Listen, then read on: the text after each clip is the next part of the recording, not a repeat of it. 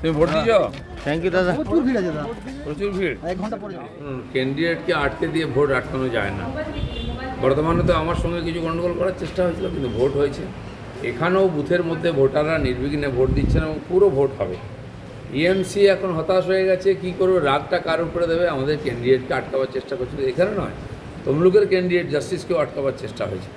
এটা হচ্ছে হতাশা, এটা হচ্ছে ক্যাওয়াস তৈরি করা, আর কিছু না। ভোট হচ্ছে এবং পুরো হবে।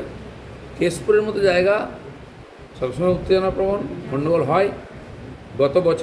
গত ভোটেতে ভারতী ঘোষকে ওখানে আটকানো হয়েছিল এবং একতরফা ওখানে 90,000 লিড নেওয়া হয়েছিল।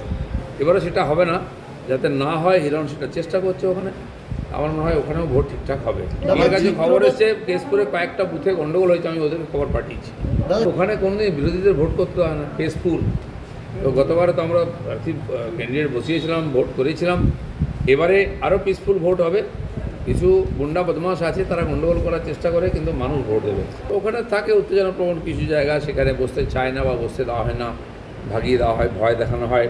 কিন্তু সাধারণ মানুষ তো ভোট দেবেন, তাকে তো আটকাতে পারবে না কেউ। দেখুন, আগের ফেজগুলোতে এতটা টেনশন ছিল না। এই যে আজকে 9টা সিটে ভোট হচ্ছে, 9টা সিটে আমরা জিতব, সেই জন্য টিএমসি হতাশ হয়ে গিয়ে বারবার হিংসা করার চেষ্টা করছে, ঝামেলা করার চেষ্টা করছে। এখন মানুষকে ভয় দেখালে সেন্ট্রাল ফোর্সই একমাত্র সাহারা, সেই জন্য সমস্ত বুথে সেন্ট্রাল ফোর্স আছে। সাময়িকভাবে ওরা হয়তো বিঘ্ন করতে পারে, কিন্তু সবাই ভোট দেবেন।